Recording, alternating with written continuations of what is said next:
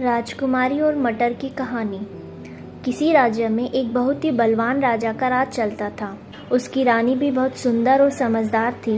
राजा रानी को एक पुत्र था। दोनों ने अपने पुत्र के पालन पोषण से लेकर उसकी शिक्षा दीक्षा में किसी तरह की कोई कमी नहीं होने दी थी। राजकुमार भी बहुत सुंदर था। उसका व्यवहार विनम्र था और वह हर प्रकार से एक सुयोग्य पुत्र व राजकुमार था। कई पड़ोसी राज्यों के राजा राजकुमार से अपनी पुत्रियों का विवाह करना चाहते थे। उन्होंने राजा रानी के पास विवाह के लिए प्रस्ताव भी भेजे थे। वहीं राजा रानी चाहते थे कि उनकी राजकुमार का विवाह किसी सुंदर, समझदार और संवेदनशील जैसी राजकुमारी से ही हो, जो हर तरह से उनके पुत्र के लिए योग्य हो। राजा ने अपने राजकुमार को उन राज्यों में भेजा जहां से उसके लिए विवाह के प्रस्ताव आए थे।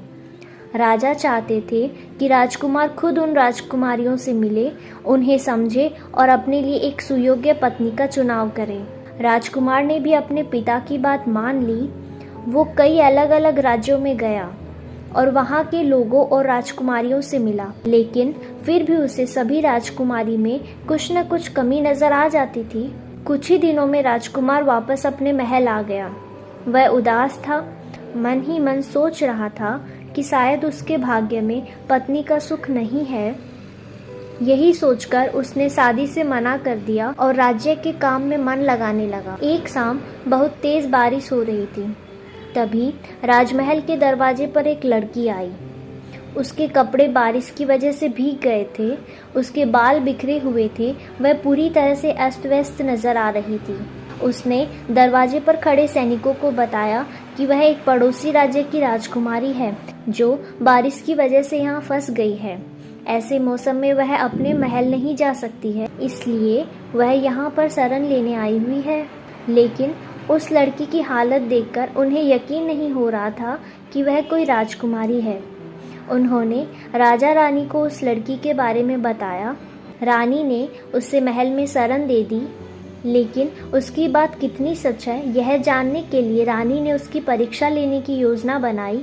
रानी ने उस लड़की के सोने के लिए एक पलंग सजाया, जिस पर 20 मुलायम गद्दे बिछाए, फिर उसके ऊपर एक रेशम की चादर बिछा दी।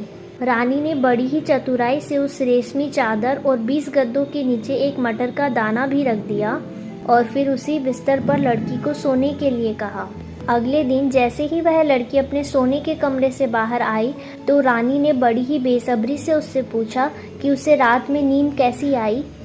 इस पर उस लड़की ने कहा वह पूरी रात नहीं सो पाई, उसे उसके बिस्तर पर कुछ चुभ रहा था।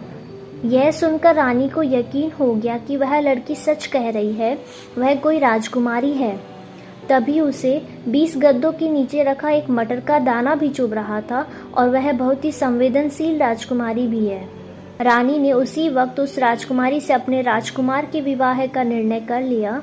राजा रानी खुद उस राजकुमारी को उसके राज्य छोड़ने गए और वहां पर जाकर उन्होंने उसके पिता से शादी का प्रस्ताव भी रखा। उस राजकुमारी व उसके पिता ने उसे स्वीकार कर लिया और राजकुमार और राजकुमारी का विवाह करवा दिया।